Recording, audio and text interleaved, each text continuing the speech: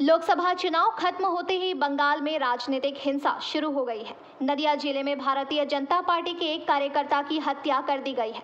बताया जा रहा है कि वह हाल में ही भाजपा में शामिल हुआ था। परिवार का दावा है कि भाजपा की सदस्यता लेने की वजह से ही उसकी हत्या की गई। भाजपा कार्यकर्ता का नाम हसीफुल शेख है।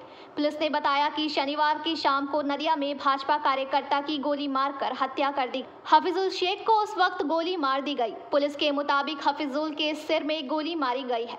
हफीजुल के परिजनों का कहना है कि भाजपा में शामिल होने की वजह से उसकी हत्या हुई है।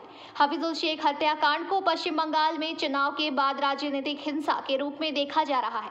पंचायत चुनाव और विधानसभा चुनावों के बाद भी बंगाल में राजनीतिक हिंसा की घटनाएं देखने को मिली। वर्ष 2021 के विधानसभा चुनाव का मामला हाईकोर्ट तक पहुंचा था। सत्ताधारी दल पर आरोप लगा था कि विरोधी दलों को चुन चुनकर निशाना बनाया जा रहा है और उनकी हत्या की जा रही है।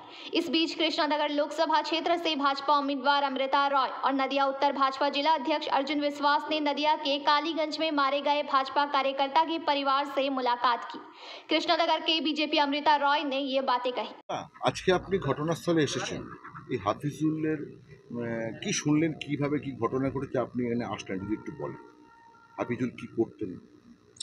হাফিজুল তো বিজেপি 2-1 মাস আগে জয়েন করেছিল, সেটা আমি জানতাম, কিন্তু তার যে এই পরিণতি হবে সেটা তো কেউ ভাবেনি। আর সে যে জয়েন করেছেন সেও নিশ্চয়ই একটা উত্তক্ত হয়ে গিয়েই করেছে।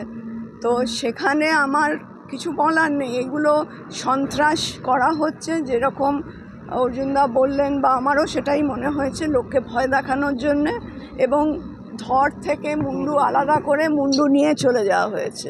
এটা কীরকম, আমরা কোন যুগে বাস করি? নৃশংসভাবে খুন হয়েছে। এবং সব থেকে বড় কথা হচ্ছে, তো এখনও রক্তটা রয়েছে দু জায়গায়, যেখানে ধর পড়েছে বা যেখানে মাথা পড়েছে। এটা দেখলেই তো লোকে বুঝে যাবে যে কিভাবে হয়েছে। এবং পুলিশ এসে শুনলাম যে দোকানগুলো বন্ধ রাখতে বলেছে, শুধু ওই দোকানটাই খোলা রাখতে বলেছে যেখানে ও ক্যারাম খেলছিল।